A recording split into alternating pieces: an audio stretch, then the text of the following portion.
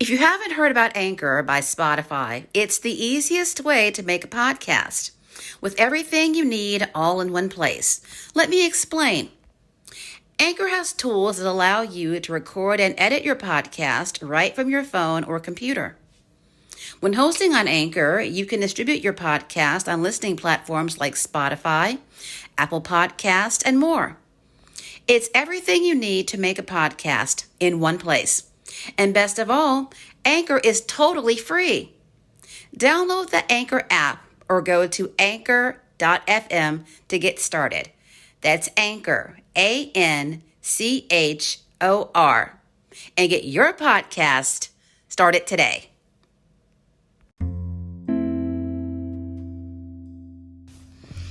Welcome back to Two Sisters in a TV, the classic TV podcast where we discuss and remember all things classic TV.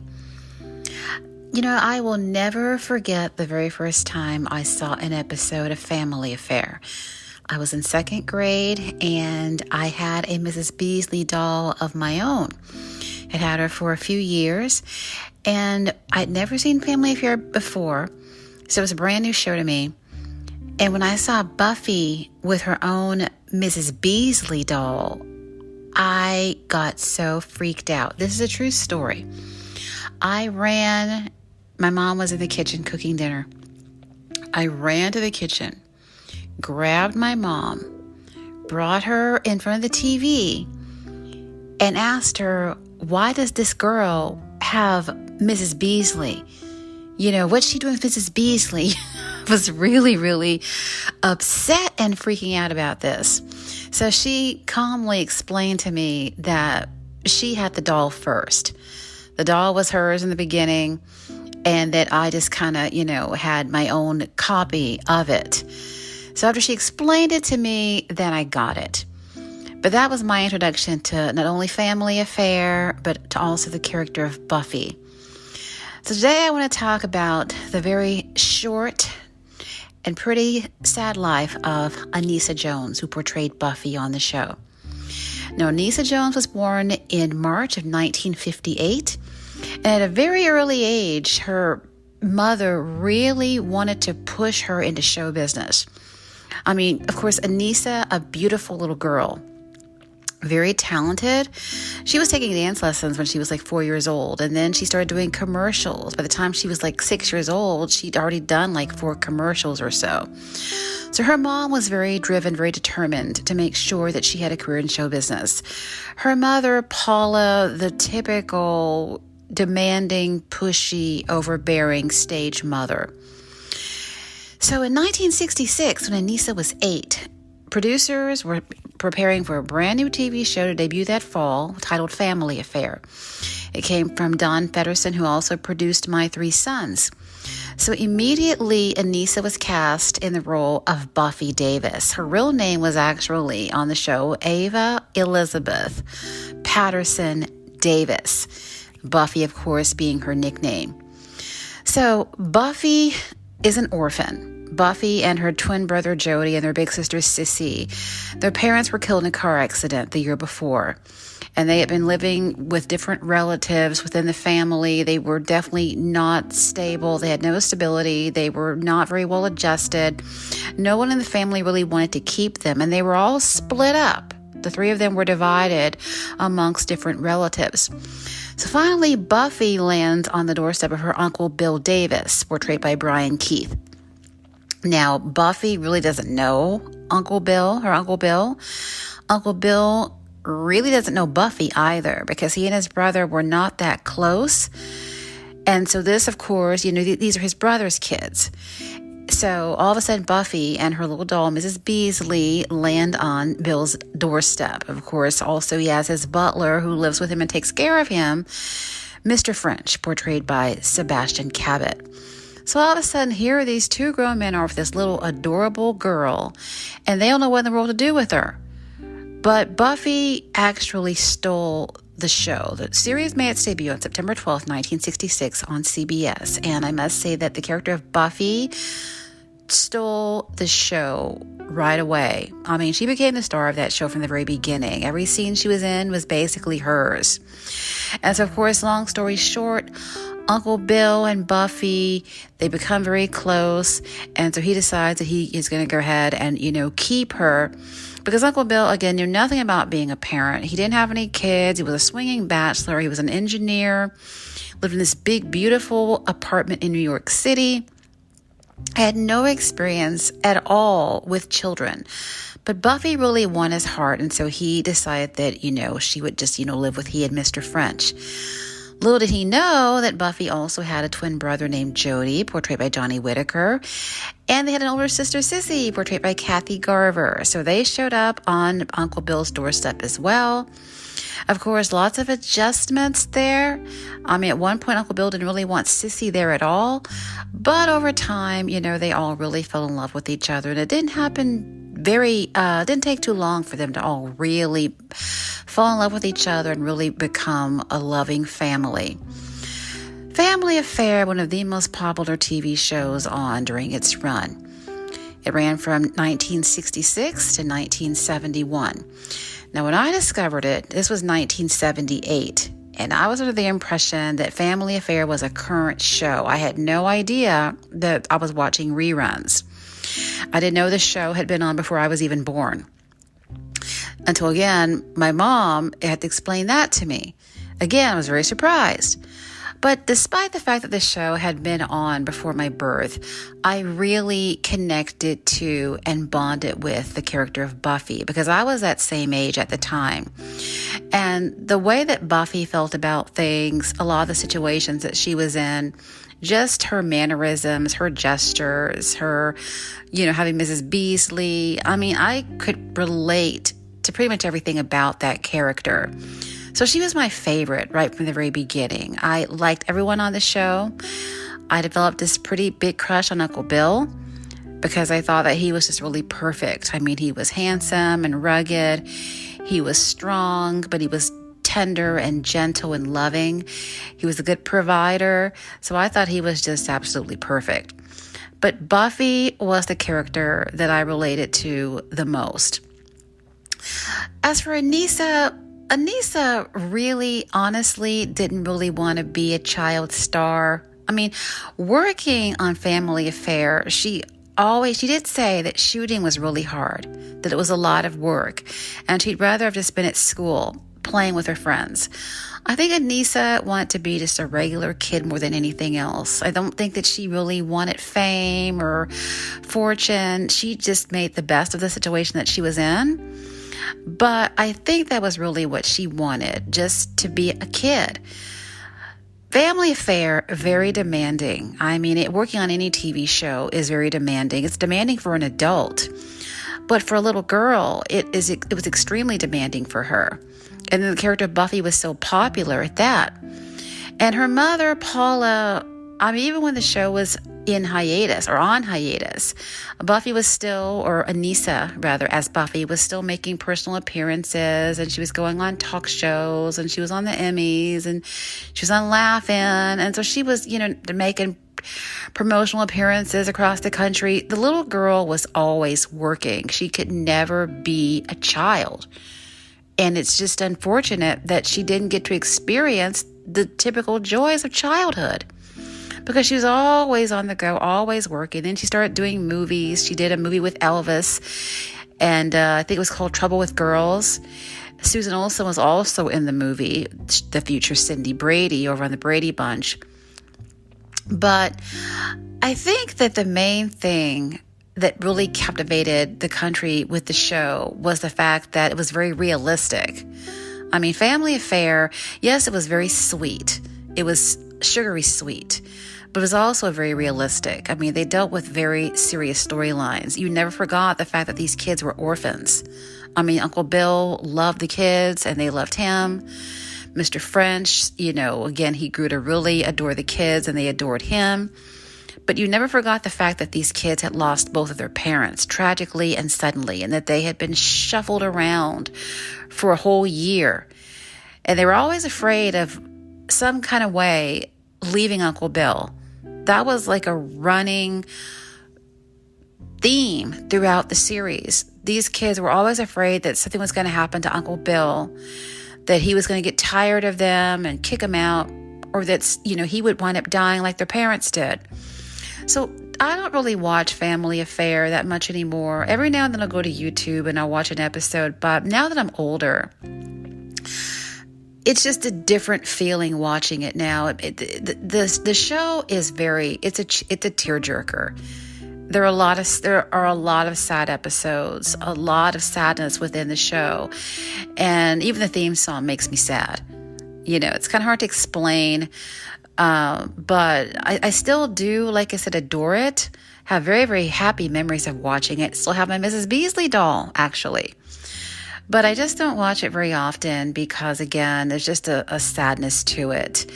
I guess just being older and seeing things differently as a middle-aged adult, it just kind of changes things. And I wind up, in tears when I watch an episode most of the time. Not all the time, but it does happen frequently. So the show came to an end in 1971 when Anissa was 13. It was a victim of the rural purge, courtesy of Freddie Silverman. Anissa, very happy to see Family Affair come to an end. She was 13. She was, a teenager. They were still treating her on the show like she was a little girl. They still had her in the pigtails. She still dressed like a little girl. And she still had Mrs. Beasley. I mean, she really got tired of being treated like a little girl on that show. She was not allowed to grow up. She wasn't allowed to flourish and to just grow and to mature, develop, and turn into a teenager, or even turn into like a preteen. So she felt really pigeonholed and stifled on the show by that point. You could kind of tell when you watch those latter episodes from like 1970, 1971, you could really see that she was pretty frustrated by the whole situation. So when it ended in 1971, I think Anissa was probably the happiest one amongst the cast that the show was over, because that meant that she was going to be able to be a normal, typical kid and to just live life as a child and not have to be learning lines and shooting episodes and blocking and having to have a really rigid schedule. And she didn't have to work anymore. Now, she did try out for the lead role in The Exorcist, which was released in 1973. She did not get the part because the producers just could not picture little sweet Buffy Davis in that role. So after she didn't get the part in The Exorcist, she kind of just decided to be done with acting altogether. Brian Keith offered her a role in his brand new TV show, The Brian Keith Show, which was on NBC for 2 seasons, but she turned it down. She also had the chance to star in the movie Taxi Driver, but again, she turned it down and the part went to Jodie Foster. So she just was really focused on trying to enjoy living her little teenage life. Now, she always had a complicated relationship with her mother. She's very close to her brother, Paul. It got to the point where, of course, Anissa and Paul's parents were divorced, and they decided to move in with their dad. And Anissa really enjoyed living with her dad. They were really pretty happy together. Anissa, Paul, and their dad. Sadly, they were not with their dad for very long before he passed away unexpectedly due to heart failure. I believe he was only 34 years old when he died. So Anissa and Paul pretty much had to come. They were at a crossroads. Where were they going to go? Paul went back to live with their mother. Anissa refused to go back and live with her mother, so she moved in with a friend. At this point, Anissa really began to be rebellious. She started skipping school a lot. She had a job working at Winchell's donut place, but she kept going, jumping from job to job. Then she started shoplifting, and then her mother reported her as a runaway, and she was arrested. She spent some time, a few months, in juvenile hall. And after getting out of juvenile hall, then she reluctantly moved in with her mother, because no doubt, which would you prefer? Which would you choose? To be in juvenile hall or to go ahead and live with your mother, even though you do have a complicated relationship with her? Unfortunately, this was also the period of time when Anissa got caught up in drugs. She met some new friends, or so-called friends, and they really began to turn her onto the drug scene. And she really did not know how to handle any of that. I mean, she began to take drugs on a regular, constant basis. It just became really out of control for her. Got to the point where she was skipping school so much that she dropped out of high school in 1975. By 1976, she was 18, legal adult, so she was able to finally receive her earnings from Family Affair, which was the total of $200,000. She immediately began to run through that money like there was no tomorrow. Now, she did buy herself a car. She bought a brand new Pinto. They were very popular in the mid-70s. She brought her brother Paul a Camaro. And most importantly, she got them a place to live. That way they didn't have to live with their mother anymore. So she got them an apartment, and the apartment was not too far from where their mom lived. And so Anissa decided that she was going to really enjoy this money that she had worked for and that she'd earned when she was a kid. Well, Anissa had all of these really questionable characters and friends in her life over at her apartment, and she was hanging out with them. She had a shady boyfriend. I think his name was Alan. And so Anissa was just really out of control by the time she turned 18 years old. Sadly, it was on August the 27th, 1976, she went to a friend's house for a party. Of course, drugs were running rampant at the party. Anissa reportedly had been doing drugs all day. And by the time night fell, the people who were at the party said that they saw her. She looked fine. She looked okay. And then she fell asleep. They thought that she'd fallen asleep and they didn't pay any attention. Her boyfriend took her car. They all went out. They had breakfast. They left her at the friend's house. Then they went to her apartment reportedly and pretty much took a lot of her belongings. Finally, they went back to the house. Anissa was still allegedly asleep, apparently asleep. So one of the girls decided to try to wake her up because it was, getting pretty late in the day, but she couldn't wake her up. So after being unable to awaken her, they finally called paramedics.